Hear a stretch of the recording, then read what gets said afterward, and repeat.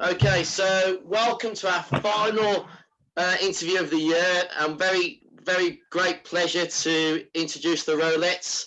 Tonight we have Maria Rubino, Connor Lundus, and Natalie Flong, and also Paradance UK, Patrick McGeehan, Helen Mason from Freewheelin, Owen Lamprey from South Birmingham Clifton Primary School, and myself, Andy Craddock from Birmingham Wheelchair Basketball.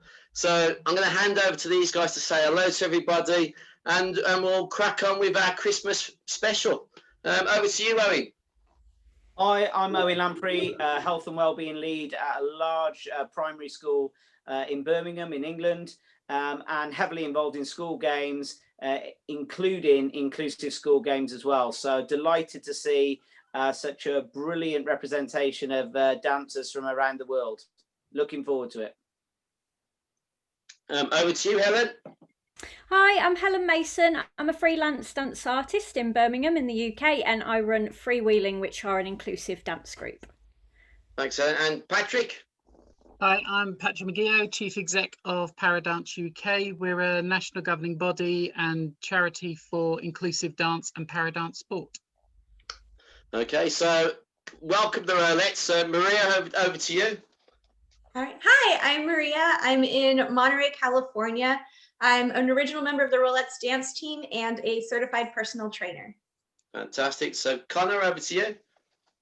Hi, I'm Connor Lundius. I live a little outside of Los Angeles, and I'm a member of the Rolex dance team as well as the director of our social media and outreach. Fantastic. And Natalie?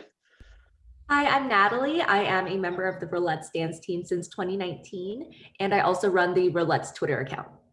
Fantastic. Great to meet you all. And yeah, Maria, I know we met before earlier this year, and Patrick and Helen, we've been in contact sometime. And I mean, always a partner, always been here for the start of lockdown. It's always a pleasure to have you on. So Natalie and Connor, great to meet you guys. And thinking about the Rollettes, how did it, for thinking about where it all began for you guys, and how does it really inspire and motivate you every day, empowering young ladies to support them and push themselves all the way through that experience of the Rollettes? So it's over to one of you guys. I don't mind.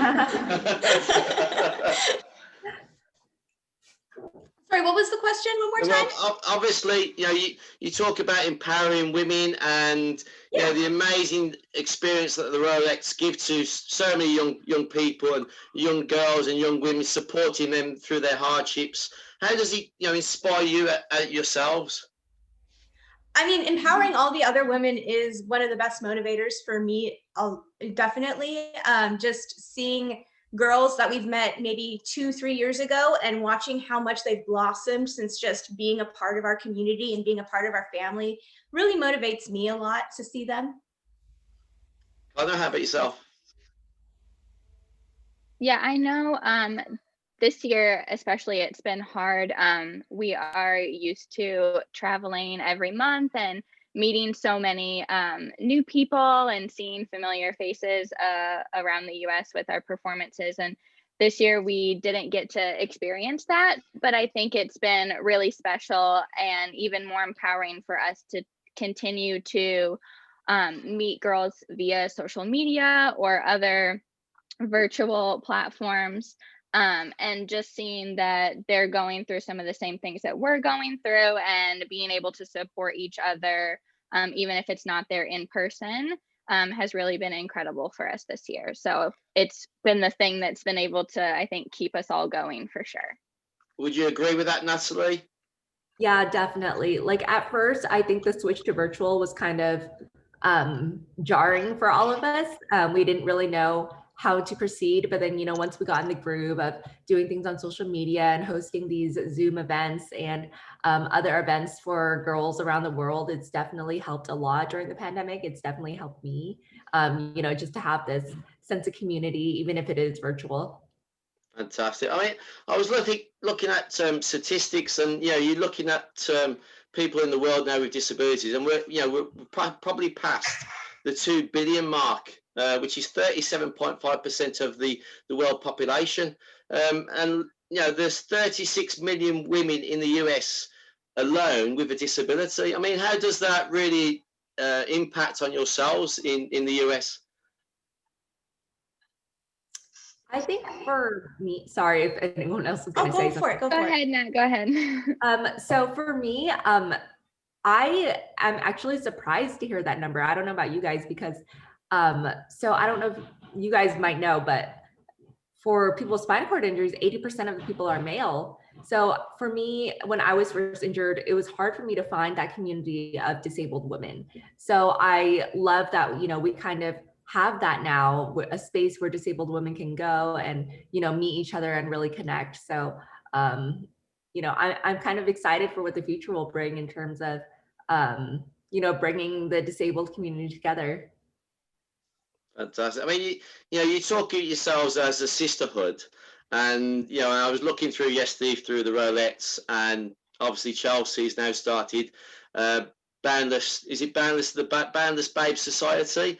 Yeah. I mean, and you look at your virtual live setup. I mean, how did that all come to pass over this year, regards to getting everything sorted and bringing everybody together? I mean, that must have been really time consuming and trying to sort it out.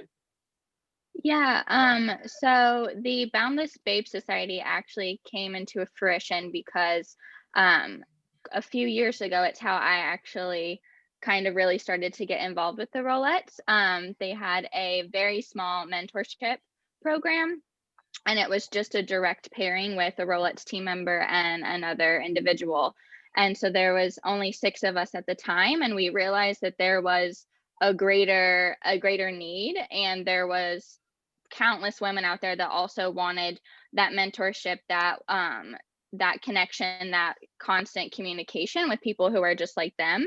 And so that's how the Boundless Babe Society started. We just decided to hey, let's do it all virtual. We can communicate through email and monthly Zoom and, videos. And what I think has been really surprising is that the girls in the Boundless Babe Society themselves have formed all of these other connections, and they have their own little Zoom nights and communicate with each other outside of their just things that they do within the Rollettes BBS. They also create and form their own bonds with other members outside of it. So it's really cool for us to see that. Amazing. I mean, we as I say, this year has been really challenging for everybody, and we've had to think outside the box, so to think of, and obviously bring more things online. And as you say, you're reconnecting with new people and widening your scope of obviously this interaction with people all over the world. I mean, has that really inspired the Rollettes to really push more boundaries across international waters?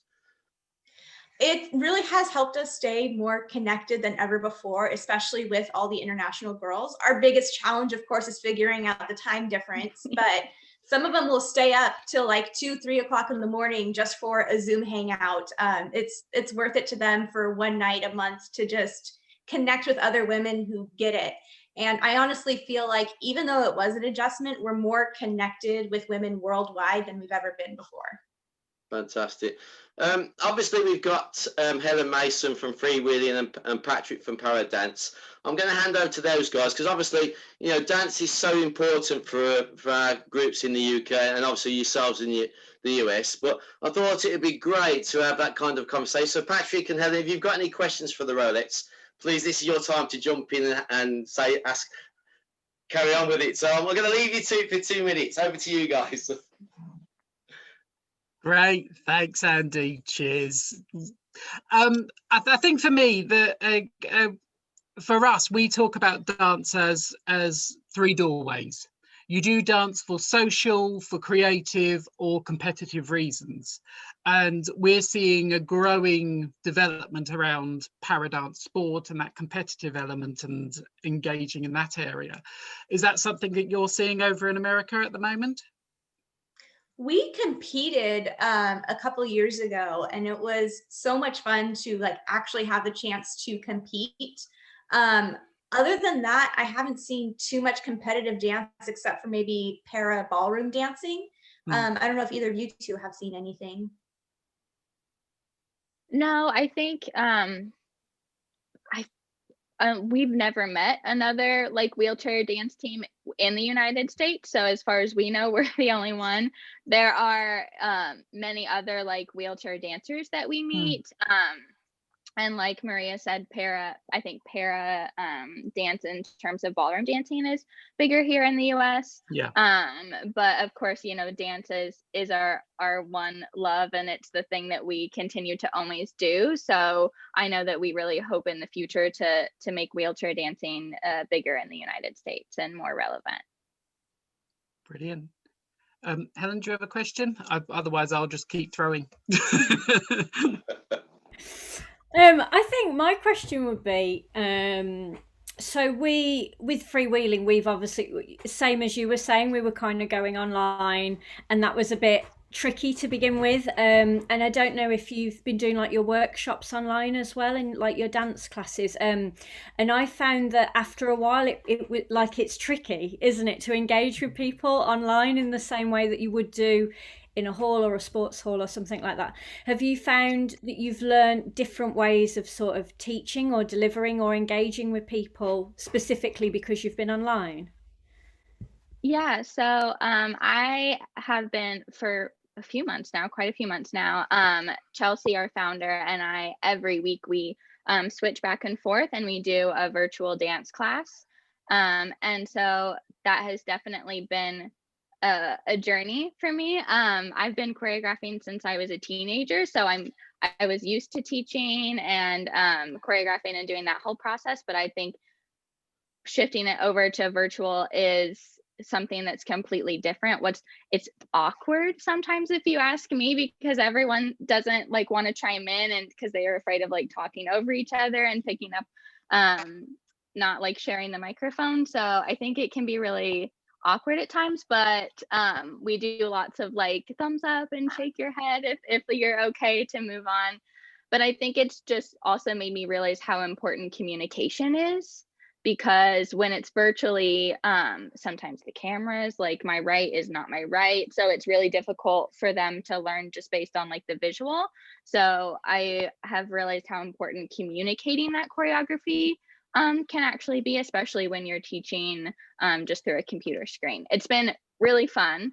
I teach an hour class, and then afterwards they get like a video of me breaking it down with counts and then with music. So I also think like that helps a lot. But it's been really great because I think for us Rollettes, we've been able to teach and choreograph more this year, just because we're not traveling and performing and doing things as we normally do. So it's been really fun for us. I haven't done a lot of like dance classes, but I host weekly live workouts on my Instagram. I don't get to see their faces, but I try to be aware of like how many different disabilities there are and how what works for me might not work for the next person. So whenever I'm teaching a class, I always just say like, all right, this is what I'm doing. If this is a challenge, here are like 2 other ways that you can adapt it. Like if you can't bring your arms up, you can go 1 arm at a time or as high as you can go. So it's been a challenge, but I think it's been good. I like challenges though, so I thrive off of those. Fantastic. Patrick, Helen, got more questions? I think one of the key things, especially for para dance, is we always talk that everyone can dance. They may not want to, but we give everyone the opportunity to try in one way, shape or form. I think one of the key elements we talk about in dance is it's always predominantly pushed to the more mobile disabled community. What would you say to individuals? We work with quite a few complex multiple disabled individuals or power wheelchair users. What would the 3 of you say to someone who is wanting to be a dancer that may have multiple or complex disabilities and says, well, I can't do a full-on professional performance, or I can't do Strictly, or I can't do It Takes Two dance? What would you say to them? That might be a good question for me because I am a quadriplegic, one of the 2 quadriplegics on the team. And so when I first went to my first Rollettes experience, I was so nervous. I actually went in my power chair. I didn't have a manual chair at the time. I was so nervous. I didn't think I could dance. And I kind of just realized that it was just so much fun being in a room full of people that are like you and can relate to you. And, you know, even if you don't look exactly like the person next to you, you know, when you look at it as a whole, it's like, it still looks like a cohesive performance. And I still love that so much. And, you know, maybe I can't do like things like pointing my fingers or something specific like that. But, you know, the team is always so great in adapting certain moves. Like if there's something like, oh, maybe like my left side is like not as strong, like Chelsea will be like, okay, well, we'll go right then. So they're very, very adaptive. And I think there's always ways to adapt dances for any ability. Fantastic. Thinking obviously, you know, of the experience and working with so many different young people and dance itself, you know, it's more than it's more than a dance. It's more of a social community, isn't it? And that's the beauty. And I think you agree with that with Patrick and Helen and Owen. It's about bringing people together to support each other and rebuilding that confidence and self-esteem, isn't it? So, you know, would you agree with regards to what, you know, what the Rollettes do? Does that really install that into the young people that you work with? Oh, absolutely.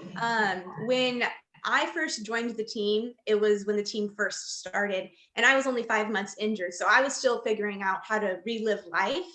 And because I was surrounded with so many other women who had been through the same thing, I got my independence back so fast. Before my 1-year anniversary, I was already moved out of my parents' house, driving, getting dressed, showering, doing everything by myself again. And it would not have happened if I didn't have those girls supporting me. And then even afterwards, just through some of my darkest times, they were still there for me. So having that community really does make an important impact on all of us. Brilliant. You know, obviously it's a Christmas. We're talking about it's a Christmas special, and you know, obviously I didn't send the memo to everybody for their Christmas drummer, so I do apologise for that. Thinking about dance itself, and you know, what is your favourite dance to perform? Maria, perhaps start with you. 1 year we went to New York and we did a dance to a Christmas song from Panic at the Disco, and it was so much fun. It was one of my favorite Christmas songs, and I really enjoyed that one. Brilliant. Connor? Gosh, I really don't want to say all of them. I think sometimes my favorite ones are we've performed to like 5 or 6 minute long mixes before, and I think those are my favorite because they keep us on our toes, and it's, you know, high energy, and like completing that dancing for 5-6 minutes straight, I think is an accomplishment for all of us. So, and then I also just love any time that we're able to work with a professional choreographer here in Los Angeles. Those are always like special moments for me since I've been a dancer pretty much my whole life. Brilliant. Natalie? Oh my gosh, it's so hard. I'm like, which ones have we done before? But I agree with Connor, like doing the big mixes, especially when it's like all of us together at an expo, and then, you know, there are transitions of us rolling in and out of the stage. Like it can be kind of like nerve-wracking at times, especially when, you know, we're performing in front of a large group of people. But like when it happens, I feel like there's always such a great sense of accomplishment. Amazing. Helen. Oh yeah, I forgot to tell you, you're involved in this Christmas dance thing as well. So Helen, what's your favourite dance that you've performed? That's my favourite dance. Oh my goodness.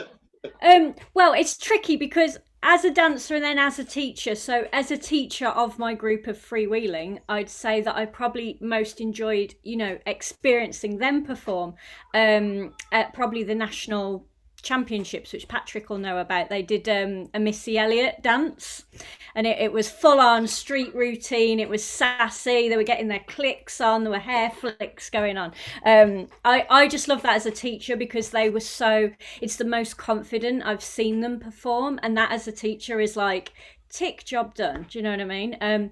Me performing, oh my gosh, I'm not going to tell you, but strange things where I've dressed up as an old lady and done a hip hop granny routine was probably just for the giggles. I think we definitely have to have more information on that. That would be really good. Yeah. So I did a music festival a couple of years ago. It was in Solihull. I'm sure it was in Solihull. Oh, Lunar Festival. And they booked my group to just, when you have like performances just like crop up a bit like a flash mob and they just appear in the middle of nowhere. And we had to be different characters throughout the day. And the one group of characters we were for the one day was like grannies. So we were dressed up, in like the wigs and the skirts and the nice old blouses, and we just kind of broke out into a bit of a break dance. So we were break dancing grannies. There you go, a new one for the Rolettes. If you ever want to borrow that, you're welcome. Let's do it, guys. Hip hop grannies. Thanks, Helen. Patrick. Oh, great. I think the one time for me performing, and it's probably the only time I've performed, I did Harry Potter. And we did the Harry Potter theme tune, and it's very corny, but it was the first time that I'd actually, apart from my wedding dance, where I'd actually been dragged onto the floor in the wrong way. But I was brought onto the floor, and I danced with our head of dance sport. And we did a Harry Potter routine, and we mixed a waltz, cha-cha-cha, a samba, and a Charleston together. Brilliant. Owen, I won't ask you unless you've got a dance, Owen. Every day's a dance for me, Andy. Moving forward, so obviously with the future for the Rollettes, and you talk about now going international and carrying on with your virtual live and boundless Space Society. What is the future for the Rollettes perhaps from the new year or the next couple of years? I think the possibilities are endless. I know our eyes have been opened to a lot this year. I think we've all realized that there's a lot more that we could do and so many different ways that we can reach and connect other women. So I know we are going to keep doing as much virtually as we all can, because I think we've realized that it's important, and there are women out there that they can't travel for a number of reasons, or and so just providing them support and community and sisterhood in their own homes, I think, is invaluable. So I know we're going to be continuing to do that in the future, and I know all of us would love to get back to performing like tomorrow. We would do it if we could. So hopefully that's in our future, but I know we're not going to stop. Whatever tools we have and whatever situations arise, we're going to find ways to make it work. Brilliant. Obviously we're based in the UK, and we've obviously got para dancing and freewheeling. Is there a possibility perhaps in the future that the Rollettes come over to the UK and work with our dance groups, or maybe online possibly as well? Nothing's off the table. We were. Go ahead, Nat. Well, I know my group would love that. My group would love that. So yeah. Yeah. And also just to say, the Rollettes are a very big influence on, I think Patrick would agree, with a lot of groups actually in the UK, because we do have a lot of specifically wheelchair dance groups here. And I'm just thinking of like some of our groups, and I know there's a group called Liberate Dance as well that, have taken a lot of inspiration from you guys. So, Definitely. that's all thanks to you. Fantastic. I have got a few questions to finish off with. So, again, it's a Christmas season, and so first question is favorite Christmas movie. So Owen, I'll start with you. Well, it's got to be Elf, hasn't it? Yeah. I do actually quite like the film, but I have been forced to watch it, I would say, about 17 times now by my daughter, and then 10 years later by my son. So I'll give it Elf, I suppose. Okay, Maria? It's hard to pick one, but I'm in love with the cheesy Christmas movies, like the cornier, the cheesier, like the more you're like, oh, that's so cute, it's disgusting, the more invested I am in it. Like, I love the cheesy Christmas movies. I live for them. I will watch one every night. Like, I love it. Fantastic. Helen? I'm all about Home Alone, Macaulay Culkin. Home Alone 1 specifically is better, but yeah, Home Alone. That's just the violence, isn't it? It's just the Pretty violence. much. Yeah. I think it's the slapstick humour, to be honest. Natalie? I have two. One of them is Home Alone as well, and the second one is A Christmas Story. I love A Christmas Story. Okay, Patrick? I'm sorry, I've got Bill Murray Scrooged. Sorry, summed it up really for me. Connor? For me, it's White Christmas. I love a good movie musical, so that's it for me. Fantastic. Okay, favorite song then, favorite Christmas song. So, Maria? Well, I guess it's got to be that Panic at the Disco song, Feels Like Christmas. Okay. Patrick? The Pogues, Fairy Tale of New York. Sorry. Just, yeah. Okay, Natalie? Oh, this is kind of cheesy, but I love the NSYNC song. It's Merry Christmas, Happy Holidays by NSYNC. Brilliant. Connor? The Man with the Bag is the song. I really don't hear it a lot, but for some reason my sister and I would perform and sing in front of our family at Christmas. So I have a lot of memories attached to that one. It's my favorite. Fantastic. Owen? I'm a bit of an 80s music fan, I'm afraid, so it's got to be Last Christmas from that angle. And then also I've got a strange soft spot for Don't Let the Bells End by it's gone complete. The Darkness. Yeah, I saw some darkness then and couldn't remember. But yeah, that's a bit of a naughty one, but yeah, good. Okay, and Helen? I'm going to go with Mariah Carey's All I Want for Christmas. Classic. Brilliant. So a final question then is, obviously we've been in it's challenging times for everybody, and a lot of people have been isolated. What would your message be to people at this time who are still isolating, who are still shielding, who are still struggling with their anxiety and stress, and we're in a period of festivities for Christmas, and that hopefully that new year the vaccine is starting to be distributed, and what would your message be to support motivation, inspiration to everybody out there who wants to possibly have make this Christmas so festival, because it's about reconnecting with everybody? So what would your Christmas message be? So Maria? To create art, even if you aren't an artist, even if you aren't a professional dancer or anything like that, art thrives during hard times, and it has been a very hard time for many of us. It's a good way to kind of get your emotions out. It's a nice, healthy way to just express yourself. So find a way. You don't have to be good at it. You just have to do it in a way that's kind of fun for you, and a way to kind of get what's been on your mind out. Thank you. Connor? I would say to everyone to just take it one day at a time. That's what I've been doing this whole year. And even though, we are in the holiday spirit right now, there are still days where I'm like, I don't feel that great. I don't, so I think recognizing that is also really important. Checking in with yourself, just as much as you're checking in with those that you love. Thank you. And Natalie? I would say to know that you're not alone. Like, there are a lot of people who are feeling very, very isolated at this time. And, all of our Rollettes DMs are always open. We always say that, you can always contact us if you are feeling down or if you just need someone to talk to. So, just know that you're not alone. And, there are people out there that are willing to talk to you if you need it. Thank you. I mean, it's been a pleasure to talk to you, ladies. And Patrick, Helen, thank you for being part of our interview. Owen, always a pleasure. I wish you a Merry Christmas, guys, and a Happy New Year, and stay safe, take care, and hopefully, fingers crossed, we'll do some more chatting and get Freewheelin Dance and the Rollettes to do some online work. But stay safe.